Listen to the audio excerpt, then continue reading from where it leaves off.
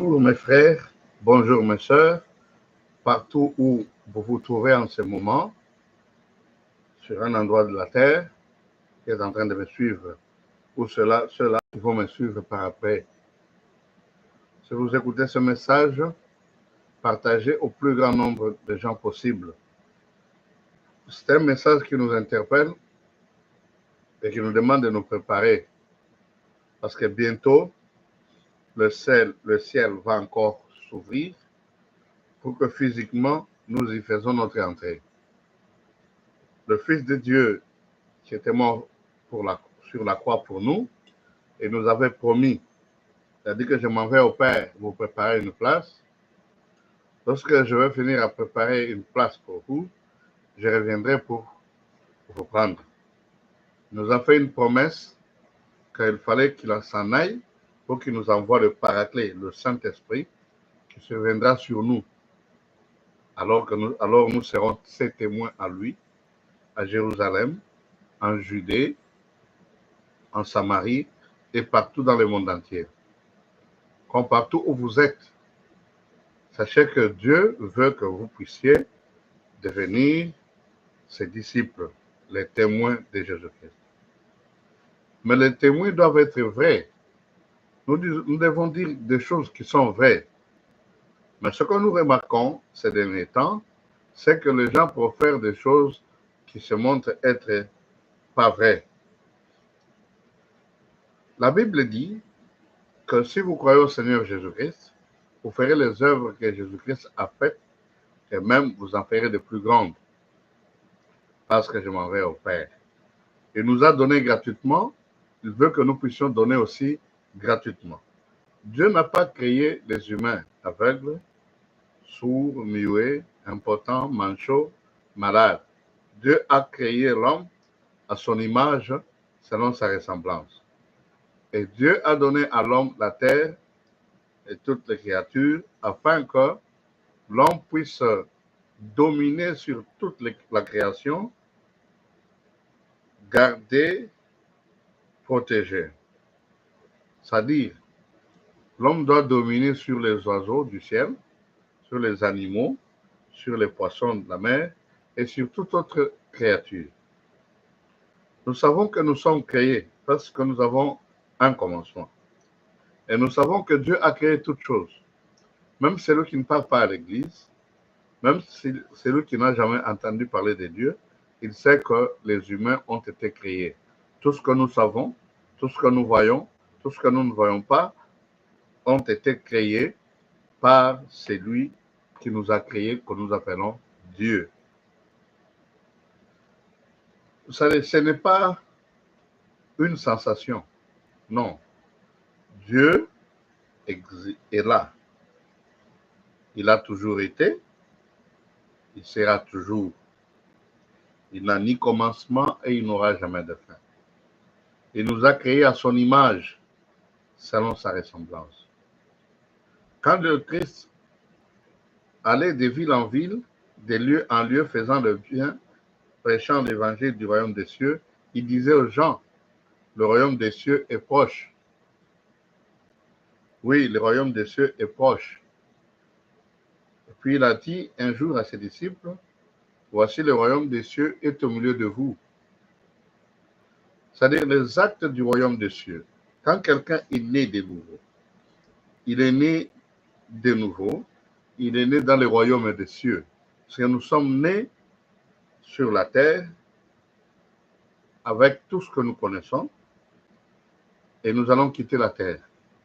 Quand nous sommes venus sur la terre, nous ne sommes pas venus avec des avions, des véhicules, tout ce que nous avons trouvé ça sur la terre. Et chacun fait sa part. Quand le temps vient, il s'en va. Le jour d'un humain sur la terre, c'est comme une fleur. Le matin, à midi et le soir, la fleur se fane et disparaît. C'est-à-dire, nous sommes nés pour un destin, pour quelque chose que nous devons faire. Beaucoup de gens ne savent pas pourquoi ils sont nés. Chacun de nous a des talents et une mission à accomplir pour la gloire de Dieu. Ce que lui-même a dit. Nous avons une mission. Nous devons l'accomplir. Maintenant, comment savoir si nous avons une mission? Parce que nous vivons au hasard. Nous vivons au hasard. Nos journées sont sans demain ni lendemain. Ce qu'on dit même chez nous au Congo, on dit on ne sait jamais. Nous vivons au taux du jour. C'est-à-dire nous vivons comme des oiseaux. Nous n'avons rien à prévoir. Mais alors que Dieu lorsqu'il nous a créés, il avait fait un plan. Et il est en train de nous diriger selon nos consciences. Tout ce que la conscience te dit en bien, c'est Dieu qui veut que tu puisses le faire. Beaucoup de gens, ou la multitude, ne savent pas pourquoi ils sont sur la terre. Parce que nous sommes des pèlerins et des voyageurs. Nous sommes des étrangers. Tout ce que nous voyons dans le monde, nous l'avions trouvé et nous allons le laisser. Même si il faut que tu fasses 500 ans sur la terre, ou 900 ans comme Adam, tu finiras par mourir. Mais quand tu vas t'en aller, c'est avec quel rapport tu iras vers ton Créateur? Parce que beaucoup de gens, même, ils voient ça même en songe. Mais ce n'est pas donné à tout le monde de voir ça en songe ou en vision. Dieu a donné à quelques personnes pour que ces quelques personnes puissent témoigner à tout le monde. Pour que tout le monde sache que, après la mort, ce qui vient, c'est le jugement. Le jugement a deux volets.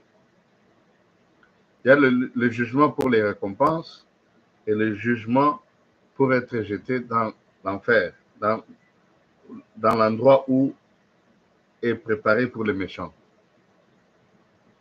On ne condamne pas Dieu, tout comme on ne prend pas parti pour Dieu. Dieu nous a envoyés pour aller prêcher l'évangile du royaume des cieux et nous a donné des recommandations. Allez partout dans le monde entier, prêchez l'évangile du royaume des cieux. Je vous ai donné gratuitement, allez donner gratuitement. Ressuscitez les morts, chassez les démons. Si vous imposez les mains aux malades, ils seront guéris. C'est la vérité. Tout le monde sait que c'est la vérité. Mais pourquoi ça ne s'accomplit pas? Parce qu'en vous-même, vous ne croyez pas que cela va s'accomplir. Nous avons des habitudes qui sont contraires à ce que Dieu nous a dit et qui est bien inscrit dans la Bible. Les gens veulent comprendre la Bible selon leur traduction, selon leur tradition, selon ce qu'ils entendent. Et pourtant, la Bible est noir sur blanc. Pourtant, la Bible a été écrite et nous a été léguée pour que nous puissions comprendre qui est Dieu et que nous puissions faire ce que Dieu veut que nous puissions faire. Vous avez cru au Seigneur Jésus-Christ. Cela veut dire quoi? Il faudrait que vous puissiez ouvrir les oreilles pour comprendre ce que Dieu dit à ceux qui doivent être sauvés. Jésus-Christ, Dieu a vu que nous étions des pécheurs depuis notre naissance et partout, nous sommes toujours des pécheurs. Nous bronchons d'une manière ou d'une autre. Nous sommes possédés par des esprits impurs qui animent nos vies. La haine, la calomnie, le meurtre, le vol et beaucoup, qu'est-ce que j'ai encore. Nous ne sommes pas ici pour vous apprendre à connaître ce que vous connaissez déjà. Celui qui vole, il sait que c'est un péché qu'il a commis. Celui qui insulte, il sait qu'il insulte, c'est mauvais. Le péché, tout le monde sait que ça, c'est un péché, ça, c'est pas un péché. Et même la conscience nous dit que ce que tu fais n'est pas bon. Mais beaucoup de gens ferment leur cœur et font ce qui est contraire à ce que Dieu veut. Vous voyez, Dieu nous a envoyés sur la terre chargés d'une mission à accomplir que vous ne voulez pas savoir. Parce que vous n'êtes pas sur la terre au hasard. Vous avez une mission à accomplir. Quand il a dit « je viens bientôt », ça dit qu'il va revenir bientôt.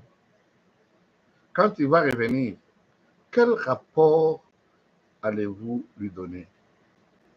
Parce que parfois, vous êtes en train de vous féliciter parce que vous êtes loquace, vous parlez très bien, vous avez l'habilité de travaux manuels, vous avez la facilité de faire ça ou ça, et les gens acclament ce que vous faites. Ce sont des talents que Dieu vous a donnés, mais pour le bien de tout le monde. Maintenant, parce que nous tous, nous sommes morts par nos péchés, il s'est fait chair pour venir payer le prix de nos péchés. Nous sommes nés dans le péché. Et notre péché, c'est un péché originel. À partir d'Adam. Quand on dit que nous sommes les fils d'Adam, parce que nous avons le sang d'Adam. Quand les gens disent que Katangé est valeureux, c'est-à-dire qu'ils reconnaissent qu'ils ont le sang Katangé en eux, mais ils ne connaissent pas leur origine.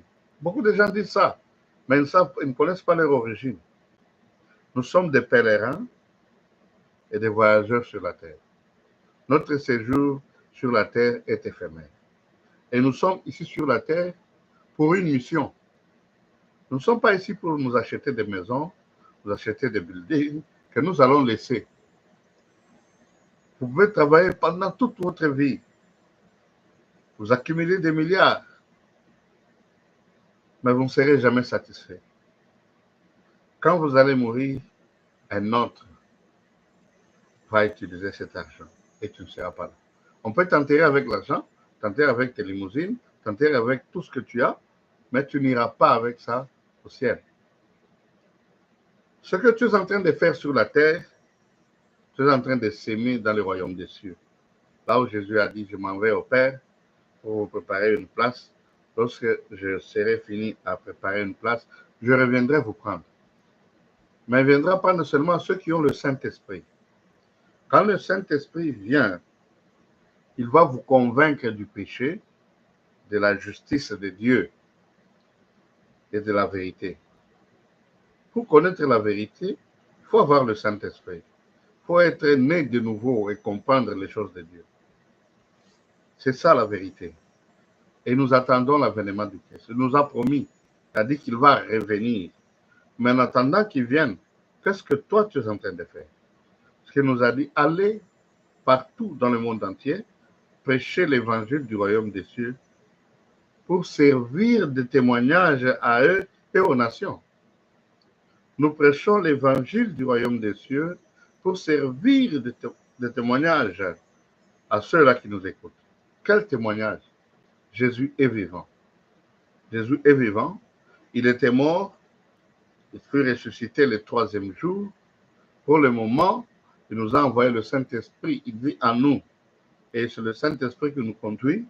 Et nous sommes en train de faire ce que lui devrait faire s'il serait sur cette terre. C'est pourquoi il a dit, tous ceux qui croient en moi feront les œuvres que je fais, et même ils en feront de plus grandes. Il a marché sur les eaux, nous pouvons marcher dans les airs. Il a ressuscité Lazare, qui était encore pourri dans le tombeau, mais nous pouvons ressusciter des gens qui ont fait même 1 mois. Parfois, vous allez m'excuser un peu le terme, et c'est la vérité, je ne vais jamais au deuil. Qu'est-ce que je vais aller pleurer là-bas? Je me vois moi-même incapable d'accomplir ce que Dieu veut que je puisse faire. Il a dit, allez partout dans le monde entier, prêcher l'évangile du royaume des cieux pour servir de témoignage à eux et aux nations. C'est-à-dire l'évangile que je dois prêcher doit servir de témoignage à ceux-là qui m'écoutent. Il ne nous a pas dit d'aller pleurer ceux qui meurent. Non. Il nous a envoyé d'aller ressusciter ceux qui meurent. À mon nom, vous chasserez les démons. Si vous imposez les mains aux malades, ils seront guéris. Voici, je serai avec vous tous les jours jusqu'à la fin des temps. Regardez un peu quand vous prêchez l'évangile. On dit, on reconnaît l'arbre par ses fruits. Ceux-là qui vous écoutent, est-ce qu'ils sont devenus saints? Ou bien ils vivent toujours dans le désordre? Si on regarde dans notre pays, au Congo, et même en Afrique partout, il y a beaucoup d'églises et de religions. Tout le monde se réclame être dans la vérité. Tout le monde se réclame dire la vérité. Mais on reconnaît le fruit, l'arbre par son fruit. Regardez un peu la qualité de vos fidèles. Ce sont eux qui tuent les autres, ce sont des sorciers, ce sont eux qui sont des escrocs, ce sont eux qui commettent l'adultère, ils s'enivrent, ils critiquent les autres. Ils sont là avec l'animosité. Ce sont ces gens-là qui vivent dans des divisions. Ils font la ségrégation, ils disent que nous sommes les Batabois, nous ne sommes pas les Wagena. Nous sommes les Bakongo, nous ne sommes pas les Bangala. Nous sommes les Basanga, nous ne sommes pas les Basakata. Nous sommes ceci, nous ne sommes pas cela. Là, on met déjà des divisions. Dieu a fait une chose bonne, parce que c'est lui qui détermine le temps de chacun de vivre sur la terre, et c'est lui qui a déterminé les bornes de nos demeures. Remarquez une chose, quand vous traversez la frontière, vous sentez que même le vent change. Les gens que vous allez rencontrer, quand bien même vous parlez la même langue, mais vous sentez que le comportement se diffère. C'est-à-dire, chaque partie a un certain comportement. Comme chez nous, nous avons mis ensemble nos terres. C'est pourquoi nous nous appelons Congolais ou Zaïrois. Ce n'est pas le nom qui va nous changer. Nous sommes des propriétaires de ces périmètres carrés. C'est pourquoi nous disons que c'est le sol de nos ancêtres. Ils ont été enterrés là-bas. Mais quelle est notre mission? Dieu ne nous a pas envoyés pour aller visiter les malades. Il ne nous a pas envoyés pour aller faire réconcilier les gens. Non. Il nous a envoyés avec sa parole pour aller chasser les démons, guérir les malades, ressusciter les morts. Nous ne sommes pas là pour plaider, pour supplier aux gens de croire au Seigneur Jésus-Christ. Que celui qui veut croire, qu'il croit. Que celui qui ne veut pas, il paiera les conséquences. Je vous dis la vérité. Ce n'est pas le pentecôtisme qui va vous faire entrer au ciel. Ce n'est pas le kimbangisme. Ce n'est pas le protestantisme ou le catholicisme. Parce que chacun tire le droit de son côté. Non, nous avons la vérité. D'autres, ils s'échauffent, ils disent que parce que nous prions Dieu sans cheveux, pieds nus, nous allons voir Dieu. Et un autre qui dit non, parce que nous sommes l'église de commencement, nous sommes l'église universelle, nous verrons Dieu. Et un autre qui dit nous sommes protestés contre l'église universelle, parce qu'il y avait des bavures. Alors c'est pourquoi, parce que nous sommes des protestants, nous irons au ciel. Les baptistes, ils disent, parce que vous ne baptisez pas, nous baptisons dans l'eau, alors nous irons au ciel. Les pentecôtistes se disent, vous baptisez, mais vous n'avez pas le Saint-Esprit. Alors, c'est toute une cacophonie. C'est toute une confusion, comme l'Apocalypse dit, le temps de l'Odyssée, c'est le temps de la confusion. Les gens vivent dans la confusion. Où se trouve la vérité? Parce que la vérité doit se trouver dans ton cœur. La vérité se trouve dans ton cœur. La vérité ne se trouve pas dans un groupe. Écoutez, quand vous formez un groupe, vous faites votre société. Et puis vous écrivez ce que moi j'appelle votre Bible. Oh non, c'est notre constitution. À la conférence épiscopale, notre évêque avait dit ça, ça, ça, et vous suivez ça. Mais la Bible dit que croyez au Seigneur Jésus-Christ, vous serez sauvés, ainsi que votre maison. Allez, c'est le commandement qu'il nous a donné. Allez partout au monde, prêchez l'évangile du royaume des cieux. Quand il a envoyé les 12 disciples, remarquez une chose, Judas était parmi les 12.